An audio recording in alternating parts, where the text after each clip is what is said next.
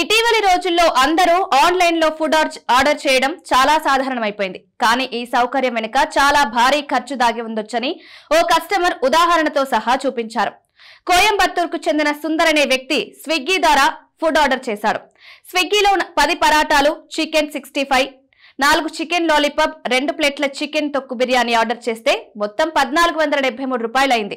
అదే ఆర్డర్ ను రెస్టారెంట్ నేరుగా తీసుకుంటే ఎంత అవుతుందని ఆలోచించాడు. రెస్టారెంట్ కి వెళ్లి సేమ్ ఫుడ్ ఆర్డర్ చేశాడు. అక్కడ 810 రూపాయలు మాత్రమే ఖర్చు అవుతుంది. కానీ స్విగ్గీలో మాత్రం దాదాపు 80% ఎక్కువ ఖర్చయింది. ఇది చూసిన ఆయన ఇది నిజంగా సౌకర్యానికి అయ్యే ధరనా అని అడుగుతూ ఎక్స్ ప్లాట్ఫామ్ లో తన ఆర్డర్ బిల్లులు షేర్ చేశారు.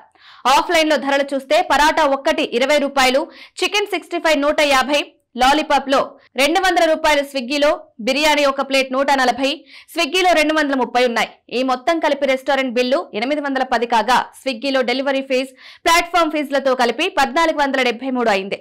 సుందర్ స్పందిస్తూ ఇంత తేడా అవుతుందని అనుకోలేదు. నెక్స్ట్ టైం పోర్టర్ బుక్ చేసి 100 రూపాయల్లో ఆర్డర్ తెప్పించుకుంటారని చెప్పారు. ఈ పోస్ట్ కి సోషల్ మీడియాలో పెద్ద స్పందన వచ్చింది.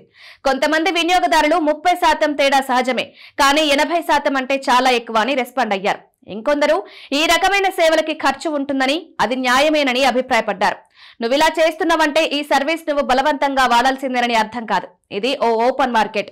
యాప్ నిర్వహణ, పనిచేసే వాళ్ళకి కూడా వాటా అవసరమని సుశాంత్ మెహతా అనే వ్యక్తి స్పందించారు. ఇది స్విగ్గీ నిర్ణయం కాదు, రెస్టారెంట్లు స్వయంగా తమ ధరలు పెంచుతున్నాయని ఆరుషి పంచాల్ అనే యూజర్ చెప్పారు. స్విగ్గీ రెస్టారెంట్ కి ప్రచారం ఇస్తుంది, ఆ అదనపు ఖర్చు వినియోగదారుడి మీద పడుతుందన్నారు.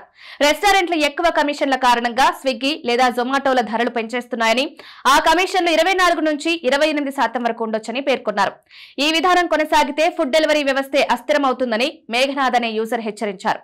ఇక స్విగ్గీ అధికార ప్రతినిధి చెప్తూ, మేము ధరలపై నియంత్రణ కలిగి ఉండం, రెస్టారెంట్ ఏ ధర పెట్టాలో అది వాళ్ళ నిర్ణయం, మేము పారదర్శకత కోసం ప్రయత్నిస్తున్నామన్నారు.